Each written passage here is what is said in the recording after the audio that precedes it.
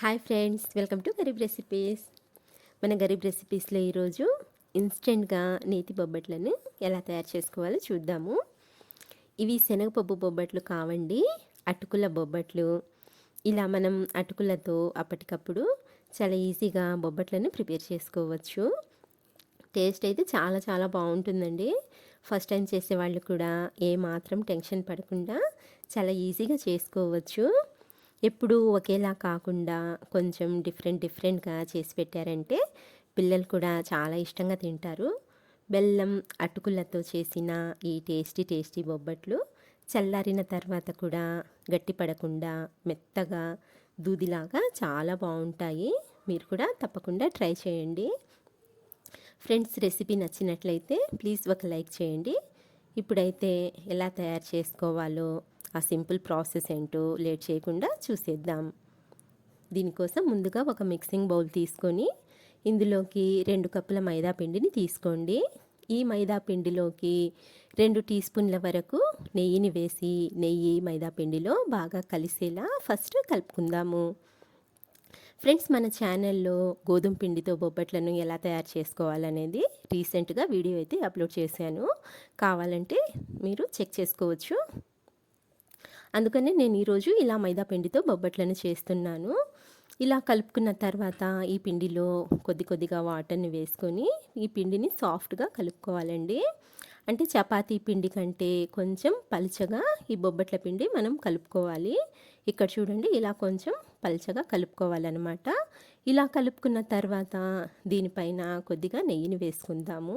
1 table spoon వరకు వేసుకోండి.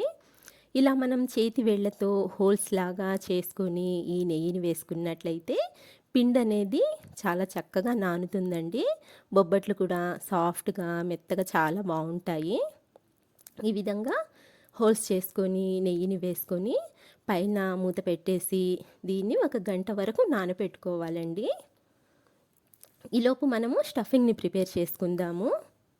దీనికోసము stove on చేసుకొని ప్యాన్ పెట్టుకొని ఇందులోకి 1 కప్పు అటుకుల్ని వేసి గ్యాస్ని మీడియం ఫ్లేమ్లో పెట్టుకొని ఒక 3-4 నిమిషాల వరకు డ్రై రోస్ట్ చేసుకోండి. చూడండి, ఈ విధంగా ఫ్రై చేసుకోవాలండి. కలర్ మనకు చేంజ్ అవ్వకూడదు. ఇలా ఫ్రై చేసుకున్నట్లయితే సరిపోతుంది. ఇలా ఫ్రై చేసుకున్న ఈ అటుకుల్ని ఒక ప్లేట్లోకి తీసి కొంచెం చల్లారనిద్దాము. అటుకులు చల్లారిన తర్వాత వీటిని ఒక మిక్సర్ జార్లోకి ట్రాన్స్ఫర్ చేసుకుందాము. తర్వాత మూత పెట్టేసి దీన్ని పౌడర్ లాగా గ్రైండ్ చేసుకోవాలి. మరి మెత్తగా కాకుండా ఇలా కొంచెం రవ్వలాగా గ్రైండ్ చేసుకున్నట్లయితే సరిపోతుంది. ఇప్పుడు ఈ పౌడర్ని పక్కన పెట్టుకొని స్టవ్ ఆన్ చేసుకొని వేరొక ప్యాన్ పెట్టుకొని ఇందులోకి 2 కప్పుల వరకు నీళ్ళను వేసుకోండి. ఈ నీళ్ళల్లోకి 1 టీ స్పూన్ వరకు నెయ్యిని వేసుకోండి. నెక్స్ట్ వచ్చేసి 1/2 టీ స్పూన్ వరకు యాలకుల పొడిని కూడా వేసి ఒకసారి బాగా కలుపుకుంటూ నీళ్ళని మరిగించుకుందాము. ఇక్కడ చూడండి, ఇలా నీళ్లు మరగడం మొదలయ్యాయి కదా. ఇందులోకి మనం గ్రైండ్ చేసి పెట్టుకున్న ఈ అటుకుల పొడిని వేసి గ్యాస్ని అయితే మీడియం ఫ్లేమ్లో పెట్టుకోండి. ఇలా కలుపుకుంటూ ఉండలేమి లేకుండా బాగా దగ్గర పడేంత వరకు ఉడికించుకోవాలి.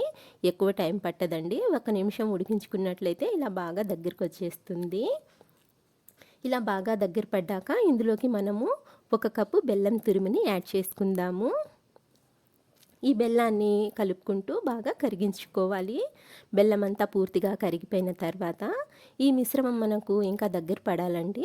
ఇంకా 2-3 నిమిషాల వరకు మీడియం ఫ్లేమ్ మీద ఉడికించుకున్నట్లయితే ఇక్కడ చూడండి, ప్యాన్ నుంచి ఎలా సపరేట్ అవుతుందో, ఏమాత్రం ప్యాన్కి అంటుకోకుండా ఇలా ఎప్పుడైతే సపరేట్ అవ్వడం మొదలవుతుందో ఇప్పుడు స్టవ్ ఆఫ్ చేసేసుకొని ఈ మిశ్రమాన్ని మనము పక్కకు తీసుకుందాము. ఇలా పక్కకు తీసుకున్న తర్వాత కొంచెం ఇలా ప్యాన్లోనే ఇలా స్ప్రెడ్ చేసుకున్నట్లయితే తొందరగా చల్లారిపోతుందండి. ఇది చల్లారేంత వరకు కాసేపు అలా ఉంచేద్దాము. ఇదైతే పూర్తిగా చల్లారిపోయింది. ఇప్పుడు మనము ఈ మిశ్రమాన్ని చేతితో ఇలా బాగా కొంచెం సాఫ్ట్గా అయ్యేంత వరకు ఒక 2-3 నిమిషాలు బాగా కలుపుకుంటూ సాఫ్ట్గా చేసుకోవాలన్నమాట ఈ స్టఫింగ్ని. ఇక్కడ చూడండి, ఈ విధంగా ఇలా సాఫ్ట్గా చేసుకున్న తర్వాత ఇందులో నుంచి కొద్దిగా ఈ స్టఫింగ్ని తీసుకొని ఇలా రౌండ్ బాల్స్ లాగా ప్రిపేర్ చేసుకుందాము. ఇదే విధంగా మిగతా వాటిని కూడా ప్రిపేర్ చేసుకుందాము. చూడండి ఇలా మనము మొత్తము స్టఫింగ్ని ఇలా బాల్స్ లాగా ప్రిపేర్ చేసుకొని ఒక ప్లేట్లోకి తీసి పెట్టుకుందాము. నేను ఇక్కడ మీడియం సైజులో బాల్స్ని చేశానండి. మీరు కావాలనుకుంటే పెద్దవి చిన్నవి అనేది మీ ఇష్టము. వీటిని పక్కన పెట్టుకొని మనము ఫస్ట్ కలుపుకున్న పిండిని తీసుకుందాము. ఈ పిండిలోకి 1/2 టీ స్పూన్ వరకు పసుపుని వేసుకోండి, మంచి కలర్ వస్తుంది. ఈ పిండిలో పసుపు అలాగే నెయ్యి బాగా కలిసేలా ఇంకో 2-3 నిమిషాల వరకు మెత్తగా ఈ పిండిని కలుపుకోండి. చూడండి పిండి అనేది ఎంత సాఫ్ట్గా ఎంత మెత్తగా ఉందో. ఫ్రెండ్స్ ఇక్కడ మీరు పసుపు కావాలనుకుంటే మనం ఫస్ట్ పిండి కలుపుకున్నాం కదా, అప్పుడైనా వేసుకొని కలుపుకోవచ్చండి. ఇప్పుడైతే చేతులకి కొద్దిగా నెయ్యిని అప్లై చేసుకొని ఈ పిండి ముద్దలో నుంచి ఇలా కొద్దిగా పిండిని తీసుకొని చిన్న చిన్న బాల్స్ లాగా ప్రిపేర్ చేసుకుందాము. చూడండి ఇక్కడ నేను స్టఫింగ్ ఏ సైజులో అయితే ప్రిపేర్ చేశానో సేమ్ దానికి ఈక్వల్గా ఇక్కడ ఈ పిండి ముద్దను కూడా ప్రిపేర్ చేశానండి. ఇప్పుడు ఈ పిండిని మొత్తం అంతా ఇలాగే సేమ్ ఈక్వల్ సైజులో బాల్స్ లాగా ప్రిపేర్ చేసుకుందాము.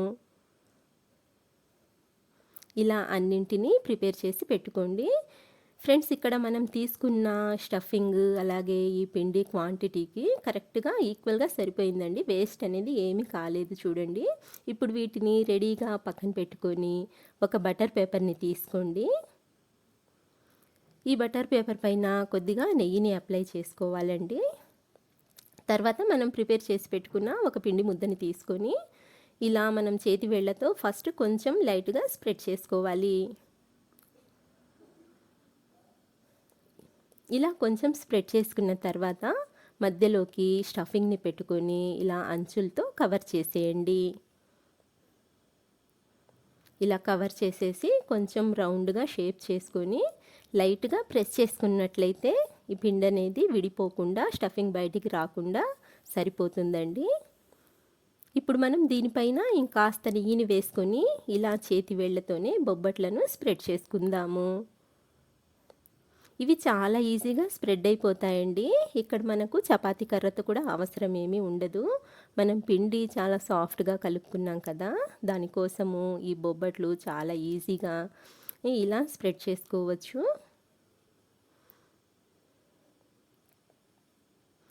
మీకు ఎంత పల్చగా కావాలనుకుంటే అంత పల్చగా స్ప్రెడ్ చేసుకోండి. ఇలా బొబ్బట్లను స్ప్రెడ్ చేసుకున్న తర్వాత ఇప్పుడు మనం స్టవ్ ఆన్ చేసుకొని ప్యాన్ పెట్టుకొని ఇందులోకి 1 టేబుల్ స్పూన్ వరకు నెయ్యిని వేసి కరిగించుకుందాము. నెక్స్ట్ వచ్చేసి ఈ బొబ్బట్లను ఇలా బటర్ పేపర్తో సహా చేతిలోకి తీసుకొని వేడి పెనం మీద వేసుకోవాలండి. ఇక్కడ నేను మీకు చూపిస్తాను. ఇలా వేసుకొని బటర్ పేపర్ని రిమూవ్ చేసేయండి. చాలా ఈజీ మెథడ్ అండి ఇది. ఇప్పుడు ఈ బొబ్బట్లని ఒక 2 నిమిషాల వరకు మీడియం ఫ్లేమ్ మీద ఫ్రై చేసుకుందాము. గ్యాస్ని మీడియం ఫ్లేమ్లో పెట్టుకొని ఫ్రై చేసుకోండి, అప్పుడే చక్కగా ఫ్రై అవుతాయండి. లేకపోతే ఈ బొబ్బట్లు అనేవి కొంచెం గట్టిగా వచ్చేస్తాయి లో ఫ్లేమ్లో పెట్టుకున్నట్లయితే.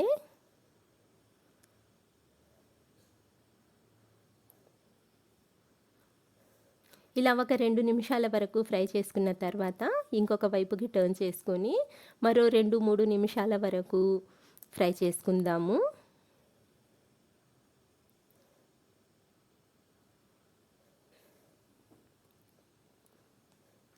చూడండి ఇలా 2 వైపులా మంచి గోల్డెన్ కలర్లోకి ఫ్రై చేసుకున్న తర్వాత వీటిని ఒక ప్లేట్లోకి తీసుకుందాము. ఇదే విధంగా మిగతా బొబ్బట్లను కూడా ఫ్రై చేసి తీసుకుందాము. చూసారు కదా ఎంత ఈజీగా మనము ఈ బొబ్బట్లని ప్రిపేర్ చేసుకోవచ్చు. మీరు కూడా తప్పకుండా ట్రై చేయండి. ఫ్రెండ్స్ రెసిపీ నచ్చినట్లయితే ప్లీజ్ లైక్ చేయండి. ఇదండి ఇవాల్టి వీడియో. ఇంకొక వీడియోతో మళ్ళీ కలుద్దాము. బాయ్ అండి.